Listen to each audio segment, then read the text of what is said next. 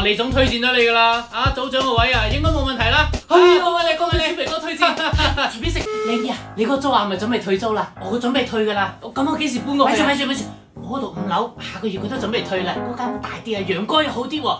留俾你，但我冇咁多錢喎。冇，一樣價錢嘅。哎呀，真㗎，多謝你啊！陽光你唔收錢，好嘢。咁我項目俾你負責噶啦，你唔好失禮我啊。一定做得好好，睇睇。早晨阿叔，公司仲有冇停車位啊？冇停車位路入邊。咁點算啊？我要停車喎。你唔嫌遠嘅話，你嗰邊啦，嗰邊開兩個街口有個家具城我噶。